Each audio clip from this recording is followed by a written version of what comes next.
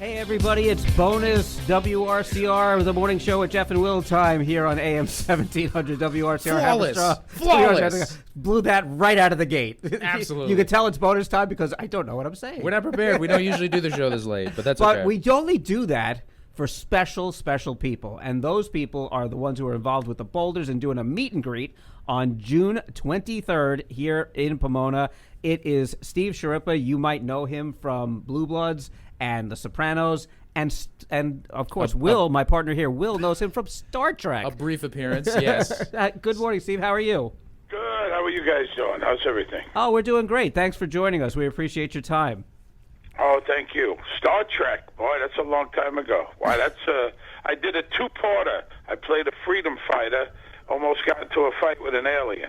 Yeah. It's fighting alien Nazis. You don't get to normally do that all the time, but you did it. No, not all the time. There was a lot of fun doing that show. Yeah. Let me ask you: do you have a preference for what type of show you do? I mean, you go from like something like The Sopranos, and playing a different role on Blue Bloods, and now you're playing, fighting aliens on Star Trek. Do you have a preference for what you do?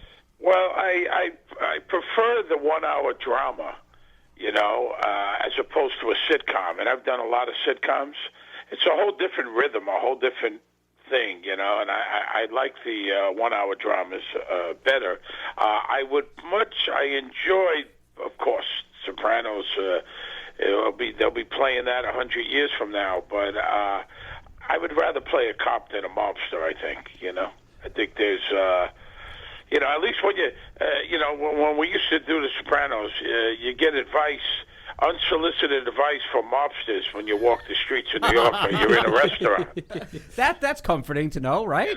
At least someone's watching. So that was a little, unnerving at times. Like, right away I have a nephew. They pull you to the side. I got a nephew in Rikers Island. I go, okay, But as a cop, I enjoy that they enjoy the show, to show that it's authentic and it's real, and that listen, when you come down to it as an actor, do you believe the person as a cop? Do you believe the person as a mobster?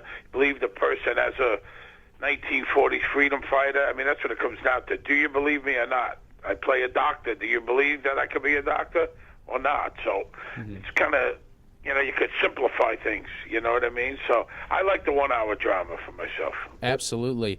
I was curious also because I've seen you've done a little bit of voice work. I saw a guest appearance on one of the Justice League cartoons that I used to watch as a kid. So what's your, you spoke about the difference between sitcom and 1 hour drama, of course, but what's your, do you enjoy doing any of the voiceover work? You don't have to be put in a costume for any of that. There's a lot more freedom there, but also you're only, doing it in front of a microphone instead of playing off of someone. So, what's that experience like? Yeah, I've done quite a bit of voiceover. I've done a couple of cartoons. I've done some movies. I did a Pixar movie. I've done a bunch of commercials. Listen, it's so competitive. I mean, if you could get them. This is the thing with the voiceovers for me. I have one voice. This is it. If you want that voice, which is a weird kind of voice that I have, right, then I'm your guy. But there are people out there, voice actors, that are just so incredible. I mean, they literally do 20, 30 voices. I did a read-through at a Pixar movie, one of the Planes movies, I forget exactly which one. And there were guys next to me, and they were doing an Italian accent, a Mexican accent, this accent, that. I mean, it was just incredible what they did, I have one voice. This is it, So I would love to do more. Everybody would. But it's very competitive. It's tough. But I'm out there still plugging away. I did NHL last year for those hockey games out in MetLife Stadium when they had the tournament. I did that. I did MLB last year. So I still do some stuff. I enjoy doing it. But it's everybody's out there trying to do that. And I know that's it's lucrative work if you can get it. Certainly, I mean, and you If don't. you could get it, you go in. You don't have to. You don't have to brush your hair. You don't have to brush your teeth. You you're just do nothing. you're put speaking in front of a baseball hat microphone. on. That's cool. Yeah. And then that's kind of like guys that working are in radio really too. We do the same thing. We don't have to get all dressed And the up. guys that are really doing it, making a living at it, they have studios in their houses these days. They do it from their home. During COVID, I did 2 commercials for my house in California. Mm-hmm. Yep, So, I did. I started my work because the pandemic hit, so I did a commercial for Hasbro. It was a lot of fun. I enjoyed that. That's fantastic. Voiceover work is a lot of fun, but like you said, very competitive very competitive. I did a big McDonald's years ago, which was great, and they played the crap out of it during the NBA playoffs. I was the voice of a lemon. I've been the voice of a sock, a lemon, a gingerbread man. How do you get into the mindset to say, all right, I'm going to be the best darn sock I can be? How do you get into that mindset? I don't know. Well, we have a caller on hold, if you don't mind, a fan who's got a question for you. So we're going to go to the phones. Hi, you're on with Steve Schirripa. It's Thomas. Hello. How you doing? I'm a huge fan of Blue Bloods, and I watched it from the beginning and on to where it is now, and I hope it continues and everything. But my question is, what is your favorite scene in Blue Bloods? My favorite scene in Blue Bloods. I've been on the show 9 years. We are filming our last episode right now. The show's going to go off the air. After 14 seasons, I've been lucky enough to be there for 9. My favorite episode, the favorite scene that I did was the scene with Tom Selleck. I've worked with him twice in 9 years. I did a scene with him in a hospital, and here's, a TV icon. We all watched him, in the 80s, as Magnum, and here I am working against him. So that was... I enjoyed that a lot. And then I was invited to the family dinner one time, and that was quite an honor for me. So those 2 times that I've worked with him, I'd say are my favorite scenes. Thank you very much, and continued success, and the show is #1 in my book. Thank you. I appreciate it. Yes, it's very popular, and it's a great show, and I was very lucky to be a part of it. We talked about it, actually, when it was announced that Blue Bloods was ending, and my parents are huge fans, I got to tell you that much. Every time I go over to visit them, it's Blue Bloods on the TV. Every single time. I'm not exaggerating. Tom Selleck wasn't happy about it.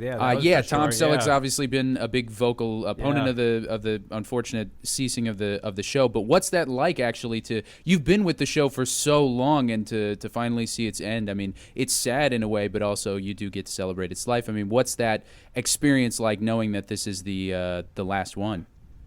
I think, listen, the show was a great show. The ratings were great. Why they pulled the plug on it, I have no idea.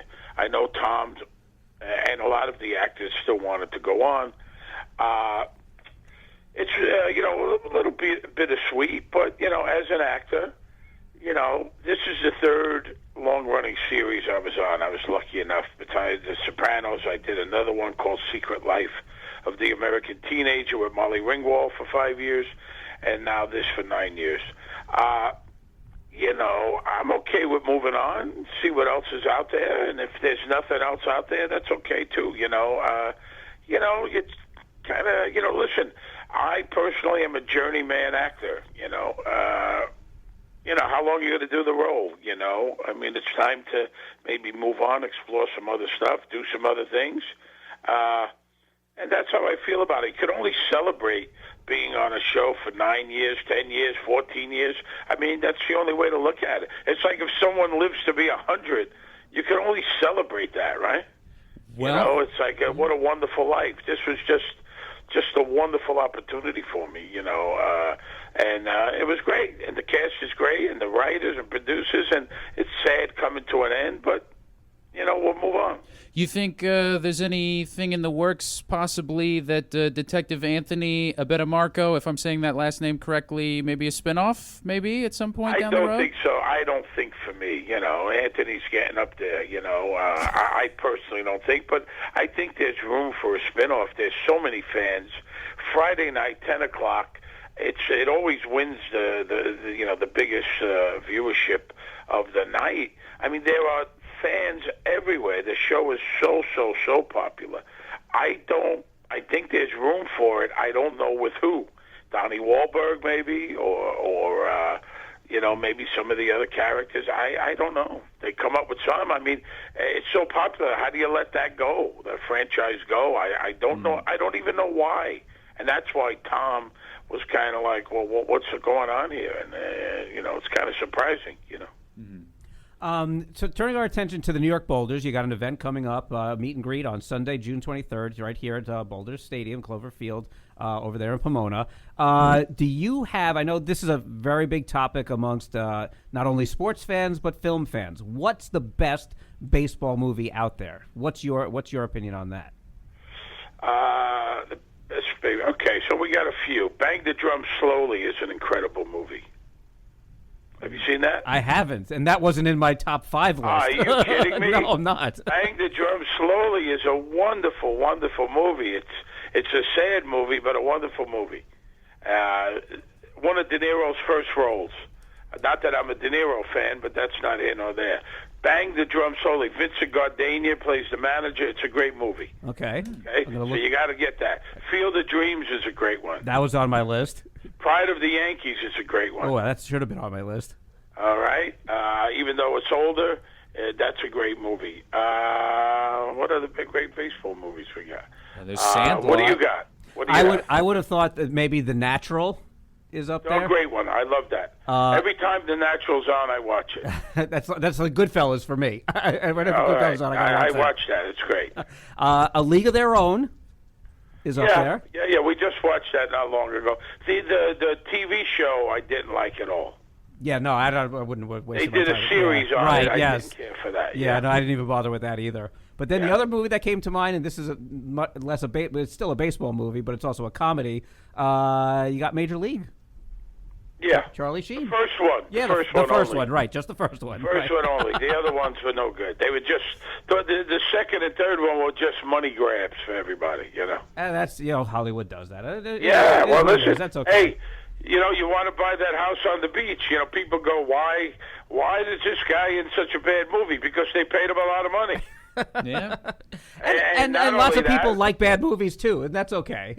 They pay him a lot of money, or it's a lot of money for a very small period of work. You're 4 days on this movie, they paid me a ridiculous amount, so you're in the movie. But Major League, I like your movies, but Bang the Drum Slowly. Trust me. I'm going to check that one out. It's sad. It's a little sad. There's also Pride of the Yankees too. Pride of the Yankees are always good. Yes. Babe Ruth is in there. Yeah, I gotta check that one out. And the one with Chadwick Boseman, he played Jackie Robinson. He was great. A great movie too. Oh my God, and he was so wonderful. Jeez, he was a wonderful actor. What a shame that his life. Oh, that was so sad. Yes, indeed. That was 42. Yeah. Just a wonderful actor. Yeah, and there's a Jackie Robinson story where he plays himself. Oh, that's true. That's right. Yeah, that's right. Yeah. There's a lot of them. You don't like Field of Dreams? Oh, I do. No, I do. No, I did like that. Yep, that's up there. That's on my list. The scene with Burt Lancaster is fantastic. Yes. When, that was on my list. You mentioned that first. Yeah. Yeah. So now you got this event coming up with the Boulders on June 23rd. What can people expect when they come to meet and greet you? Well, I'm going to be there. There's VIP meet and greet. They got food specials, so you could get that. And then we're going to be down in the concourse. I'm going to have my dog Willie the Weenie. His name's Willie Boy. He's kind of famous. I make a lot of videos with him on Instagram, and he'll be with me. More people want to meet Willie Boy than me, trust me. And we're going to throw out the first pitch, and we're just going to have a great time. I had just been at the Somerset Patriots out in Somerset, New Jersey, and over 7,000 people came out, and we had a great time, and we'll have a great time here. So it's Soprano night, and we're going to celebrate the show, 25 years of the show, and we'll be out there. So if you want to take a picture, you want to see some good baseball, come out June 23rd. It starts at 2 o'clock. And all you got to do is go to nyboulders.com, and all the ticket information is right there. Thank you so much, Steve, for joining us. We appreciate your time, and we'll see you at Pomona on the 23rd. Thank you, and nice talking to you guys. Thank you very much.